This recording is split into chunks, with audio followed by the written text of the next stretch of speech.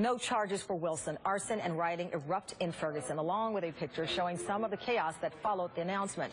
Joining me now, New York Congressman and member of the Congressional Black Caucus, Gregory Meeks. He's calling on Attorney General Eric Holder to get involved in this case. Of course, the Attorney General has been involved. He went to Ferguson. What would you like to see him next do? Well, he's continuing. That investigation is continuing to happen. I think there's two things that he's looking at. One, he's already indicated that he has been on an independent track and is not prejudging the evidence. And so the case of whether or not Mr. Brown's civil rights had been violated is one thing that he's looking at. And then I think he's also looking at overall the police department and its customs and practices and what can be done to make a difference so that we will not have this type of scenario ever again in Ferguson. But I think that he's looking at it also in a broader way, because unfortunately what has taken place in Ferguson has taken place in many other cities across the United States of America. And so I'm hoping, and it is the same scenario over and over again, where it seems as though the only resource we have is the federal government, and in this case, the U.S. Attorney. And we were talking about Selma, 1965. People, that was the only recourse and resource then. I think when you look at 2014, there are many who believe, why do we have to pivot to the federal government when the criminal courts are supposed to work in favor of all people? That is absolutely correct.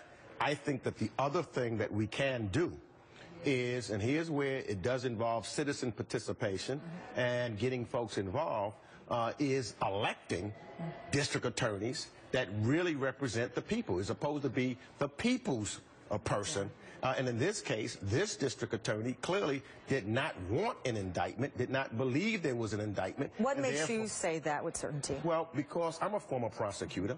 I've talked to others. When you go before a grand jury, all you're trying to do is to show that there's probable cause to believe that a crime had been committed and the person committed the crime. In this case, and generally, after you present your case, and you generally present one side of the case as a DA, and you ask the grand jury for an indictment.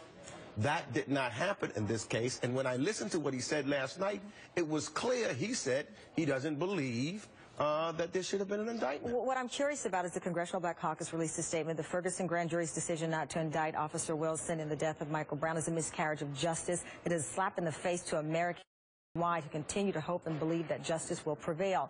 I do believe, obviously, most people, I hope, believe that justice will prevail, but there was so much about the prosecutor that was known well before this. Why didn't the Congressional Black Caucus and others push the governor more to remove this prosecutor? The writing, I think some would say, was on the wall.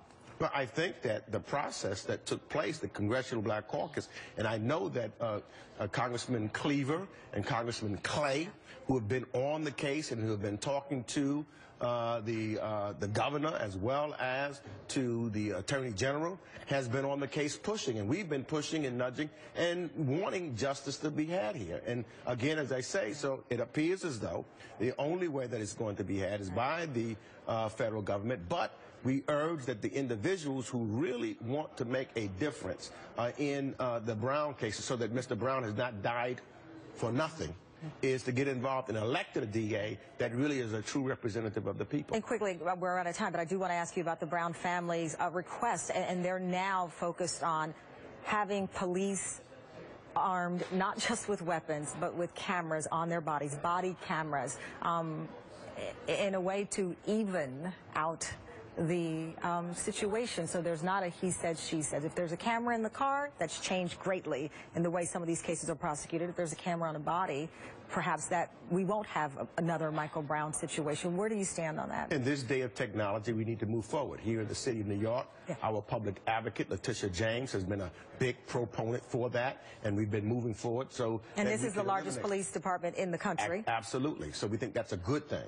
And I think that we should follow through with that. It should be good for the police, because then they don't have to be second-guessed, and it should be good for those who might be victims. And we have Letitia on our show tomorrow to talk about the push to have officers wear body in an effort so that when these cases come up, we will see clearly what happened. And voting for DAs are important. Absolutely. You know, as happened here in Brooklyn, where Ken Thompson, the people decided that the person that was a DA, they wanted a change, and he won in the Bronx. You have a DA that was elected by the people, and therefore, Robert Johnson, and so therefore there is confidence in the person that is now prosecuting the case. That has to happen. All right, thank you so much, Congressman. It's such a pleasure to always have you on. Thank you. My pleasure.